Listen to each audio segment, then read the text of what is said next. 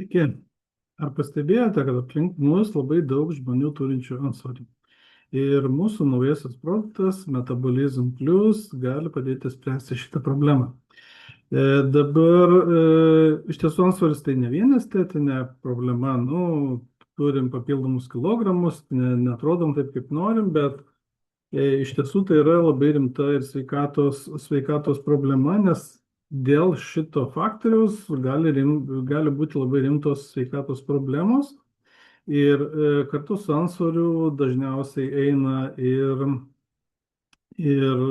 padės kraujospūdis, padės cholesterolis, cukrus padidėjęs ir tai vadinama mirtina tetrada, ką reiškia, kad rizika numirti nuo širdies ir kraujagyslių ligų padidėja 2-3 kartus, o rizika susirgti antro tipo diabetu tai yra 5 kartai padidėja rizika. Tai iš tiesų labai, toks, rizikingas dalykas.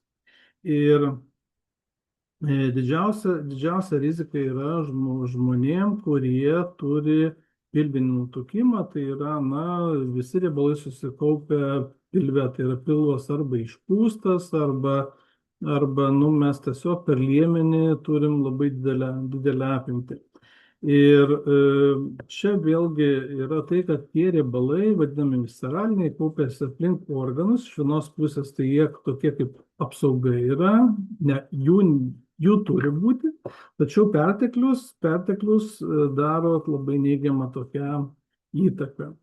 Ir vėlgi šitie riebalai, kas yra blogiausia, jie sintetina uždegiminės medžiagas, kurios sukelia viso organizmo uždegimą. Ir aktualiausia tai yra kraujagyslių uždegimas, dėl ko, sakykime, tada įsijungia cholesterolis ir atsideda cholesterolis, lopo šitas kraujagyslės, taip toliau.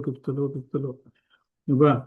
Taigi, sveikas kūno svoris prasideda nuo žarnyno mikrofloros. Ir mes jau kuris laikas turime tam tikrus preparatus, produktus žarnyno mikrofloros palaikymui. Tai vienas iš jų yra vadinamas prebiotikas, arba kitaip yra skaidulos. Taip, tai yra būtent inulinas, tai yra tirpios skaidulos, kurios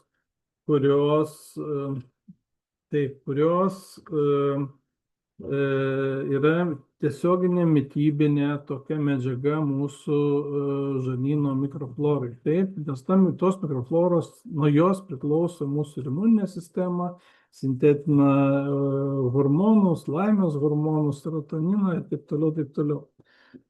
Toliau, kita grupė yra probiotikai arba gerosios bakterijos. Vėlgi mes jau kuris laikas turim tokį preparatą Balance Within, tai yra bifidobakterijos, kurios papildo mūsų organizme esančias bakterijas, taip, nes žarnyne šita mikroflora, jinai turi būti tokia subalansuota ir tas balansas vėlgi, jeigu tik dėl kažkokių tai veiksnių, ten uždegimas, antibiotikai, dar kažkokie maistas netinkamas, sumažėja mūsų gerųjų bakterijų, iš karto išbujoja blogosios bakterijos, kurios kelia tą uždegimą, ir tada didėja žarnyno pralaidumas, ką tai reiškia, kad patenka visos, kaip kiauras rėtis, barjeras sutrinka ir patenka į žarnyną, į kraują patenka visos medžiagos, kurių neturėtų būti. Taigi, čia vėlgi yra labai svarbu, tai šitos dvi medžiagos esamas bakterijas maitina vieną skaidulos, probiotikai yra papildančios, kad mes turėtume tą gerą tokį balansą. Ir dabar sukurtas apskritai naujos kartos preparatas, vadinamas postbiotikas, tai yra metabolizmas plus, jis atrodo taip, ir jo sudėtis iš tiesų yra labai įdomi ir jo veikimas yra unikalus. Tai yra tie postbiotikai yra pakankamai nauji, jie yra iš tiesų labai daug dėmesio skiriama ir ištirti yra gerai ir ten būtent yra veikimas jų labai įdomus ir jisai veikia būtent į tuos visceralinius riebalus, tai yra jungia riebalų skaidimą ir tokiu būdu yra, na, sakykime, tie riebalai yra paverčiami energija. Ir vėlgi jisai moduliuoja imuninę sistemą, jisai mažina žarnyno pralaidumą, reguliuoja cukraus kiekį, mažina insulino rezistenciją. Nes insulino rezistencija, tai yra padidėjęs insulino kiekis, jisai neleidžia deginti riebalų, skaidyti riebalų. Nu, čia toks užburtas ratas. Ir tai yra, na, vat, vėlgi, šitas preparatas Metabolism Plus, jisai padeda, na, atstatyti tą normalią medžiagų apykaitą. Ir veikia jisai per augimo hormoną. Augimo hormonas, na, tai vaikystėje jisai sąlygo, kad nu, mūsų kūnas augtų.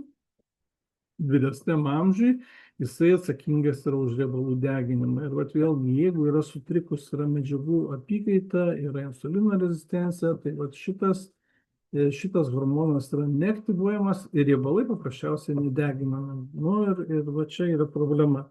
Ir veikia jisai per insulino tipo augimo faktorių. Vėlgi, tai yra visi šitie dalykai, kas veikia mūsų medžiagų apykaitą. Taigi, postbiotikas tai yra tam tikra medžiaga, kuri palaiko mikrofloros biomą, mikrofloros balansą, atsiprašau, ir stiprina žarnyno apsauginę funkciją, kaip aš jau minėjau, mažina bendrinį uždegimą ir gerina maistinių medžiagų įsisavinimą ir svorio kontrolę. Dabar iš ko susideda? Jisai susideda iš tokių labai įdomių ir retų produktų. Tai yra violetinė morka ir iš violetinėse morkose yra antocianinai, tai yra labai stiprus antioksidantai. Antioksidantai vėlgi veikia prieš uždegimiškai. Auksinis kivis, turtingas sudėtiniams skaiduloms, stiprina žarnyno barjerą. Ir specialios medžiagos, kurios padeda virškinti. Tai va, aš manau, šitie du produktai, jie labai retai, aš tų violetinę morką esu matęs, auksinį kyvį esu matęs, bet morkos turbūt nesuvalgęs, kyvį gal esu kartą per gyvenimą ragavęs. Tai vat vėlgi mes šitų praktiškai medžiagų negaunam mūsų kasdieniniai mytyboje.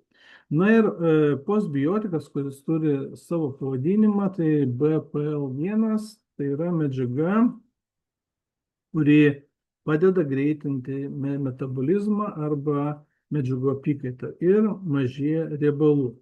Taip pat sudėtyje yra B grupės vitaminai, kurie dalyvauja riebalų skaidime, apskritai dalyvauja ir angliavandenių, riebalų ir baltymų apykaitoje ir vertime į energiją.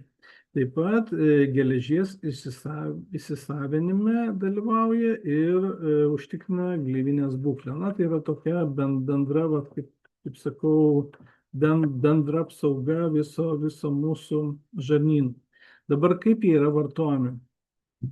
Tai yra 2 kapsulės, jos yra violetinės spalvos, kaip šita morka. Taip, tas 2 kapsulės reiktų ryte ant tuščio prieš valgį išgerti, užgeriant standartiškai stiklinę vandens ir taip toliau. Jos puikiai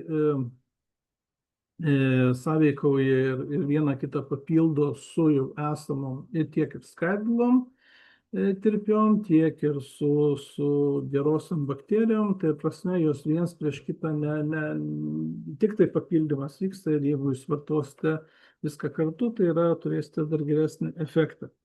Ir dabar vartojimo trukmė, šiaip ką mes jaučiam vartodami šitos produktus, kad šitą produktą, kad iš tiesų susireguliuoja alkio jausmas. Nebėra tokio, vilko alkio, kai negali kentėti ir norisi kažką valgyti ir užkandžiauti. Tai praeina noras tokių užkandžiavimų. Užtenka ten, sakykime, 3 pagrindinių valgymų, kai kam ir 2 užtenka.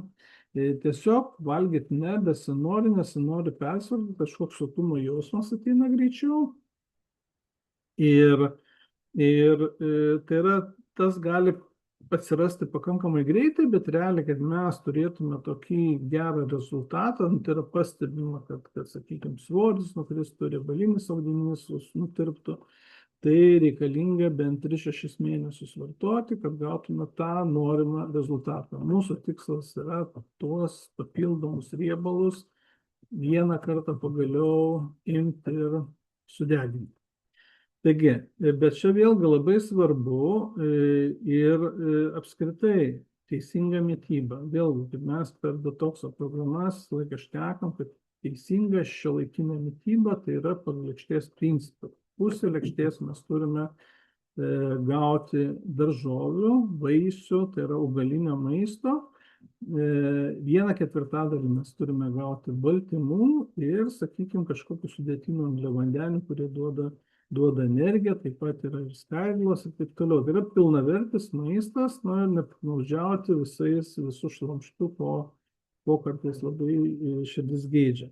Ir be abejo fizinis aktyvumas. Ir fizinis aktyvumas, kuo toliau, tuo mes turim suprasti, kad žmogus yra sukurtas, jisai gimęs judėti. Jeigu mes sėdim, nejudam, iš tiesų sutrinka visa mūsų organizmo funkcijos, pradeda trikti. Taip, širdies veikla sutrinka, žarnyno netgi veikla sutrinka dėl to, kad gerasias bakterijas taip pat veikia fizinis krūvis.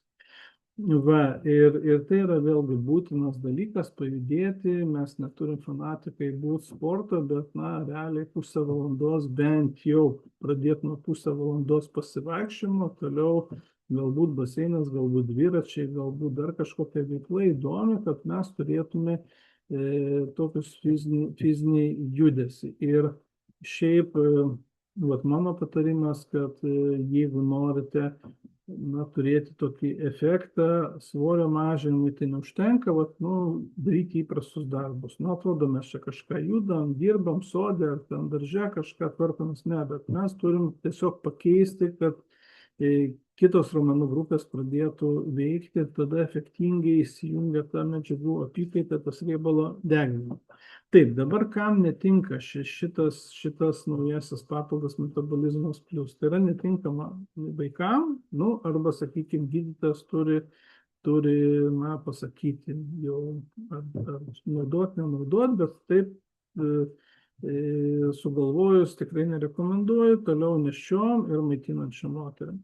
Taigi, viskas čia labai yra paprasta, 2 kapsulės ryte, tuščia prieš valgį, taip, toliau mes išgeriam vandens, galim su tom pačiom skaidulom, teisingas maistas, fizinis krūvis, galbūt užteks ir jums 3 kartus po 5 minutės kažkokių intensyvaus šokio dienos metu, mankštos tokios, kad jūs turėtumėte tą gerą rezultatą. Taigi, naudokite šitą produktą, pabandykite ir vėlgi dalinkitės tą patirtim ir iš tiesų tikrai žmonės pajus tą naudą ir bus dėkingi ir jums bus ir apyvarta gera, nes šitas produktas tai yra tikrai labai aktualus mūsų apskritai visuomenės sveikatai. Taigi, bandykit, naudokit ir sėkmės visiems.